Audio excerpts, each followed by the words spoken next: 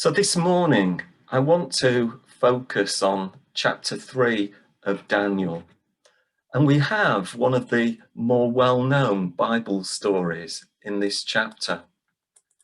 It's a story that many of you, if you've ever been to Sunday school in years gone by, will be very familiar with. And it's the story of three young men, Shadrach, Meshach, and Abednego. And just let me very briefly recap the story. These three young men, along with Daniel and others, were taken captive from their Israel homeland, and they were taken 1,000 miles away to Babylon. And Babylon is what we now call Iraq. And these very bright and talented young men work for the king as high-ranking civil servants. And then one day, the king of Babylon, Nebuchadnezzar, set up a 90-foot-high gold-plated statue, and then he demanded that his people bow down and worship this statue. But these three men, Shadrach, Meshach, and Abednego, would not worship the statue. They would only worship the one true God. And as punishment, they faced an horrific, certain death by being thrown into a fiery furnace. But miraculously, as we heard, they survived the ordeal of the furnace, and they came out of it with not so much as a scratch. And this morning, I want to look at just three aspects of this amazing incident as it's recounted in Daniel chapter 3. And our focus will be on just three verses. And those verses are verse 14, verse 18, and verse 25. And the first thing to notice is that these three young men have drawn what we might call a line in the sand. A line in the sand. And we find this line in the sand in verses 14 and 18. And it's a line in the sand that these three young men will not cross under any circumstances. And in verse 14, the king accuses the three men. You do not serve my gods or worship the image of gold I have set up.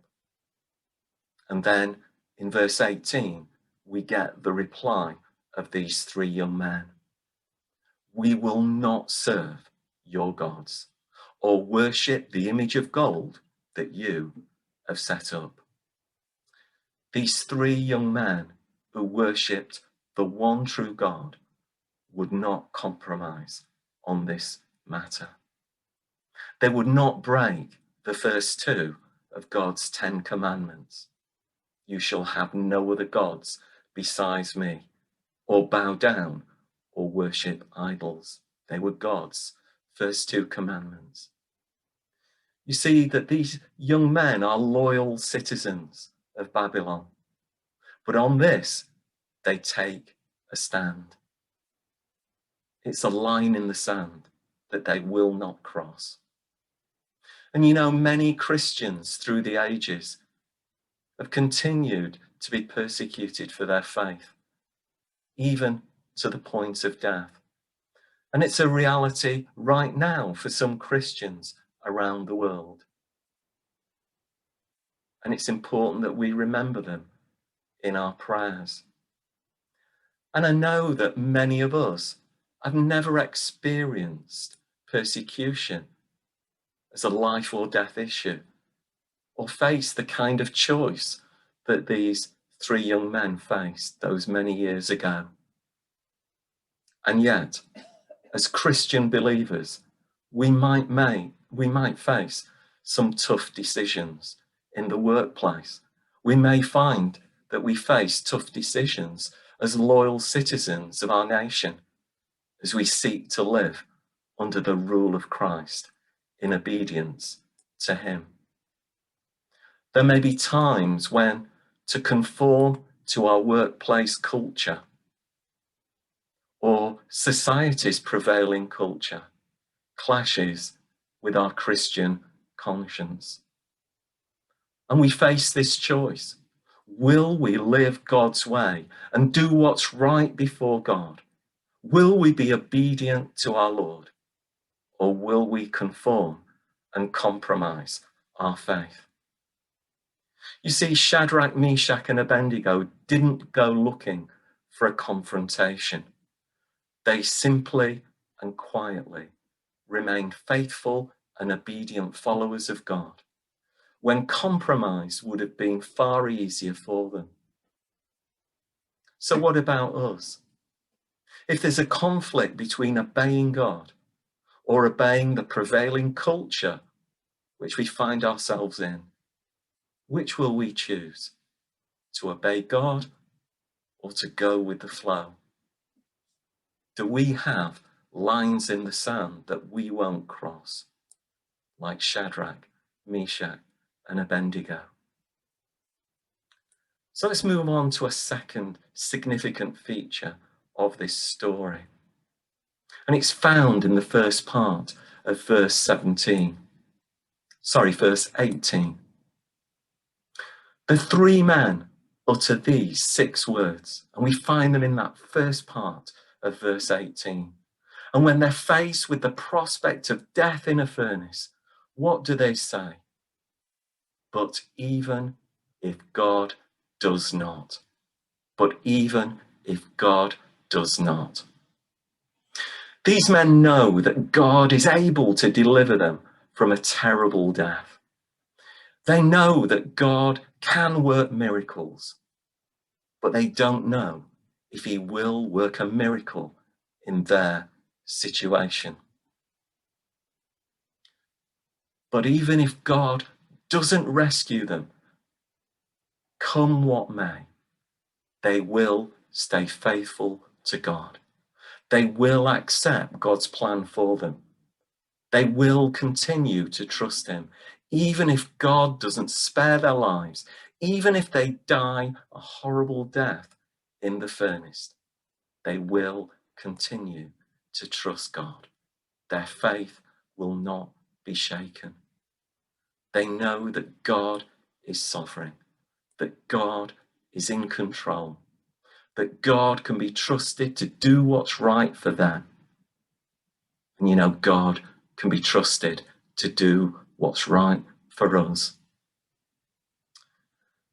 In the New Testament, when the writer to the Hebrews in chapter 11 lists those who were commended for their faith and trust in God, there are those listed who were miraculously rescued from the flames.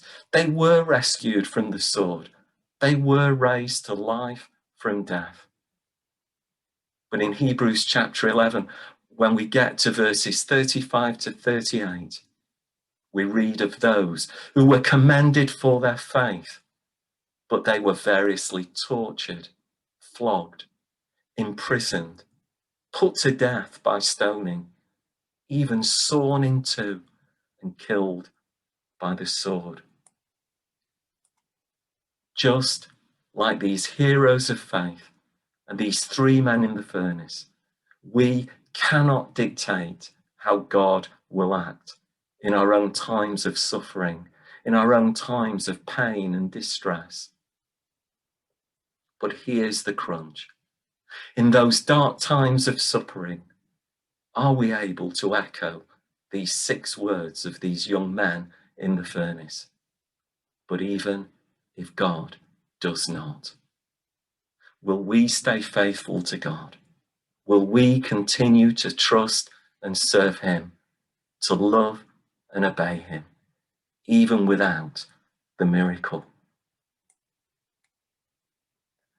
So let's move on to the third and final feature of the story that I want to draw your attention to. And it's found in verse 25. The king speaks these 9 words. I see 4 men walking around in the fire. 4 men walking. And the king says that this unknown 4th person looks like a son of the gods. And some Bible experts believe that this 4th person is the Lord Jesus, who walks with them inside the fiery furnace. Now, whether it's Jesus himself or an angel of God isn't the point.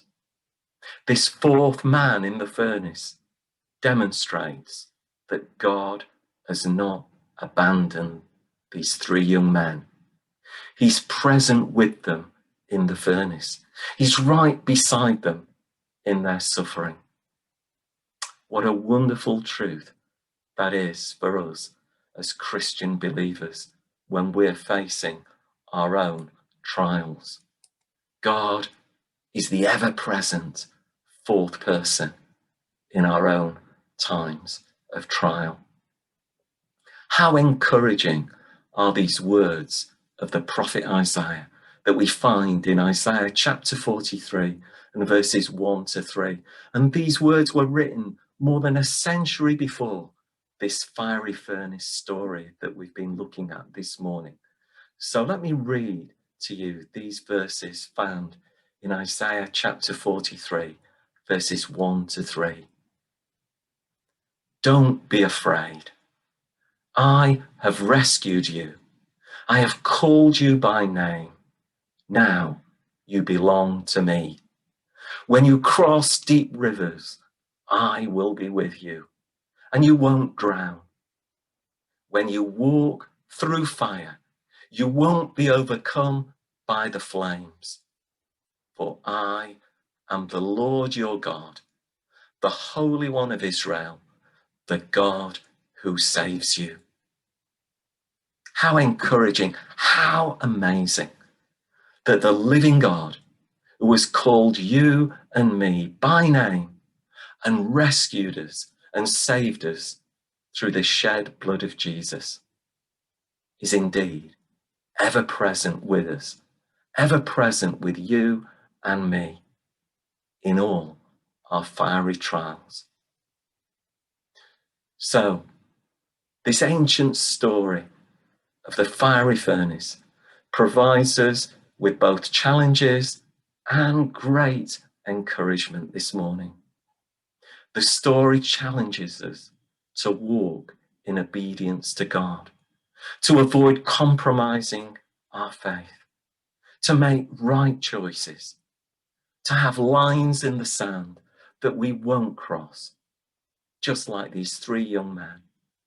And the story challenges us that in our own times of suffering, that we will remain faithful to God when life doesn't go as we want, so that we can say those 5 words with trust in God. But even if God does not, we will still trust. We will still remain faithful. And this story encourages us that God will never abandon us. He is the fourth person in our fiery furnace, so to speak. He is faithful. He will be forever alongside us in our trials and our tribulations.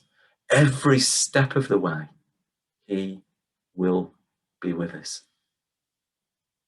So may we respond to the challenge that God provides us with in this passage, and may we take the wonderful encouragement this morning and through this coming week that God is ever present with us, whatever we are going through.